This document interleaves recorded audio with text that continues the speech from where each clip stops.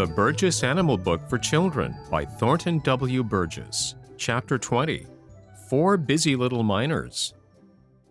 Scampering along on his way to school and thinking of nothing so uninteresting as watching his steps, Peter Rabbit stubbed his toes. Yes, sir, Peter stubbed his toes. With a little exclamation of impatience, he turned to see what he had stumbled over. It was a little ridge where the surface of the ground had been raised a trifle since Peter had passed that way the day before. Peter chuckled. "Now, isn't that funny?" He demanded of no one at all, for he was quite alone. Then he answered himself. "It certainly is," said he. "Here I am on my way to learn something about Miner the Mole, and I trip over one of the queer little ridges he's forever making. It wasn't here yesterday, so that means he's at work right around here now. Hello? I thought so." Peter had been looking along that little ridge and had discovered that it ended only a short distance from him. Now, as he looked at it again, he saw the flat surface of the ground at the end of the ridge rise as if being pushed up from beneath, and that little ridge became just so much longer. Peter understood perfectly. Out of sight beneath the surface, Miner the Mole was at work. He was digging a tunnel, and that ridge was simply the roof to that tunnel. It was so near the surface of the ground that Miner simply pushed up the loose soil as he bored his way along, and this made the little ridge over which Peter had stumbled. Peter watched a few minutes, then turned and scampered, lipperty-lipperty-lip, for the green forest. He arrived at school quite out of breath, the last one. Old Mother Nature was about to chide him for being late, but, noticing his excitement, she changed her mind. "Well, Peter," said she, "what is it now? Did you have a narrow escape on your way here?" Peter shook his head. "No," he replied. "No, I didn't have a narrow escape, but I discovered something." Happy Jack Squirrel snickered. "Peter is always discovering something," said he. "He is a great little discoverer. Probably he's just found out that the only way to get anywhere on time is to start soon enough." "No such thing," declared Peter indignantly. "Never mind him, Peter," interrupted Old Mother Nature soothingly. "What was it you discovered?" "That the very one we are to learn about is only a little way from here this very minute. Miner the Mole is at work on the Green Meadow, close to the edge of the Green Forest," Peter cried eagerly. "I thought perhaps you would want to have this morning's lesson right there where we can at least see his works, if not himself," interrupted Old Mother Nature again. "That is fine, Peter. We will go over there at once. It is always better to see things than to merely hear about them." So Peter led the way to where he had stumbled over that little ridge on his way to school. It was longer than when he had left it, but even as the others crowded about to look, the earth was pushed up and it grew in length. Old Mother Nature stooped and made a little hole in that ridge. Then she put her lips close to it and commanded Miner to come out. She spoke softly, pleasantly, but in a way that left no doubt that she expected to be obeyed. She was. Almost at once, a queer, long, sharp nose was poked out of the little hole she had made, and a squeaky voice asked fretfully, "Do I have to come way out?" "You certainly do," replied Old Mother Nature. "I want some of your friends and neighbors to get a good look at you, and they certainly can't do that with only that sharp nose of yours to be seen. Now scramble out here. No one will hurt you. I will keep you only a few minutes, then you can go back to your everlasting digging. Out with you now."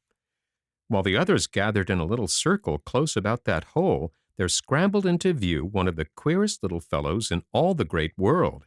Few of them had ever seen him close to before. He was a stout little fellow with the softest, thickest gray coat imaginable.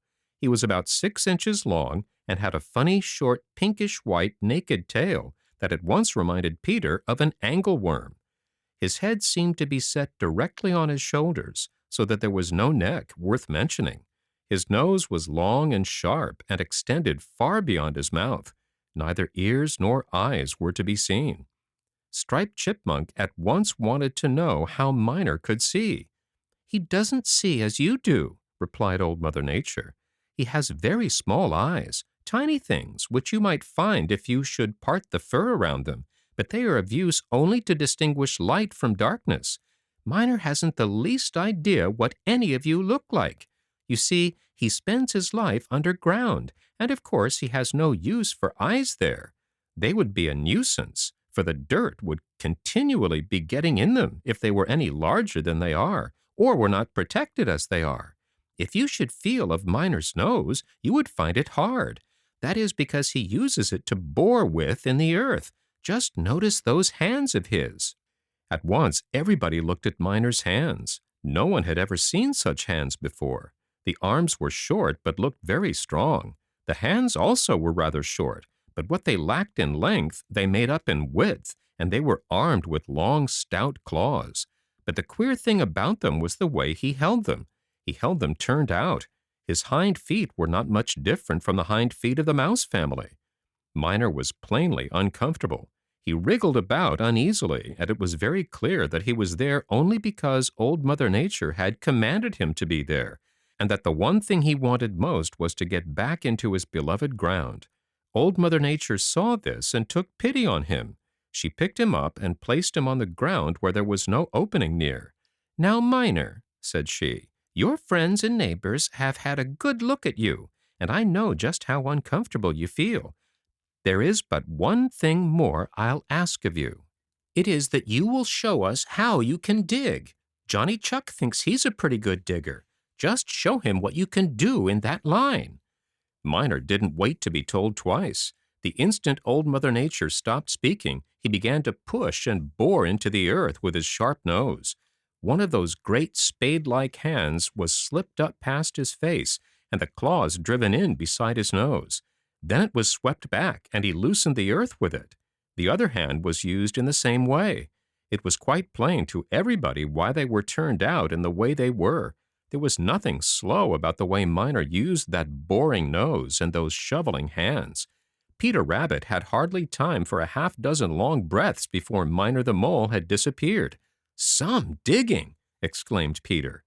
"Never again as long as I live will I boast of my digging," declared Johnny Chuck admiringly.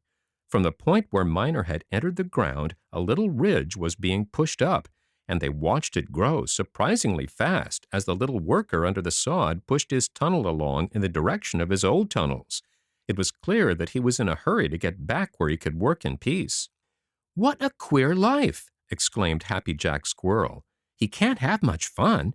I should think it would be awful living in the dark that way all the time."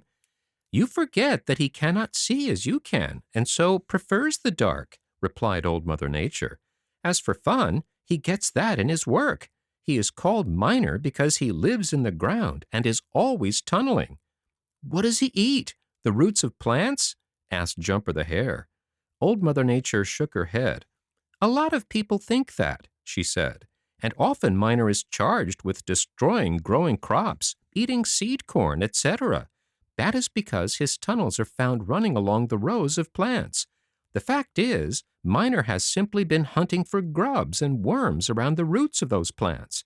He hasn't touched the plants at all. I suspect that Danny Meadow Mouse or one of his cousins could explain who ate the seed corn and the young plants. They are rather fond of using Miner's tunnels when he isn't about." Danny hung his head and looked guilty, but he didn't say anything. "The only harm Miner does is sometimes to tunnel so close to garden plants that he lets air in around the tender roots and they dry out," continued Old Mother Nature.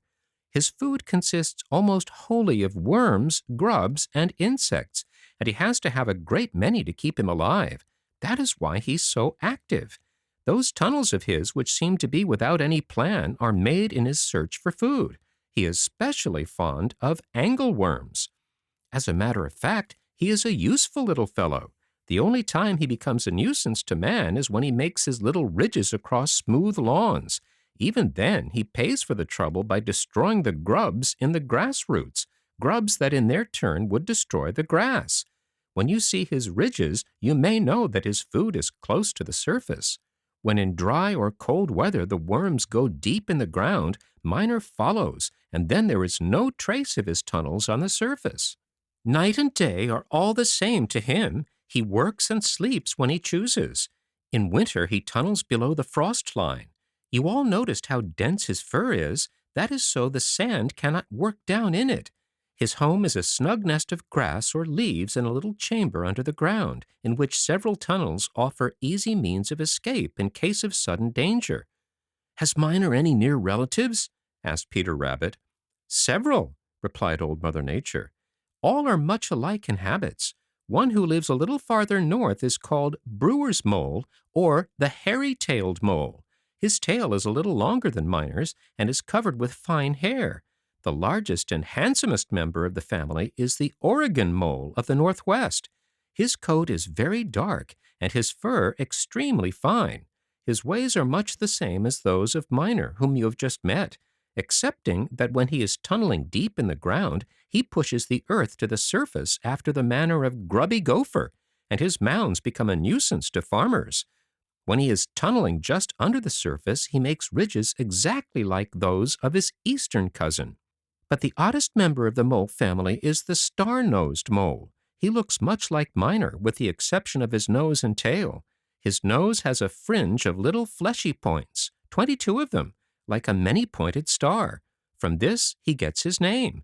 His tail is a little longer than Miner's and is hairy. During the late fall and winter, this becomes much enlarged. This funny little fellow with the star-like nose is especially fond of moist places, swamps, damp meadows, and the banks of streams. He is not at all afraid of the water and is a good swimmer. Sometimes he may be seen swimming under the ice in winter. He is seldom found where the earth is dry. For that matter, none of the family are found in those sections where there are long dry periods and the earth becomes baked and hard. The fur of Miner and his cousins will lay in either direction, which keeps it smooth no matter whether the wearer is going forward or backward. Otherwise, it would be badly mussed up most of the time. Altogether, these little underground workers are most interesting little people when you know them, but that is something few people have a chance to do. Now, just remember that the shrews and the moles belong to the first order of Insectivora, meaning eaters of insects, and are the only two families in that order. And don't despise either of them, for they do a great deal of good in the great world, more than some right here whom I might name, but will not.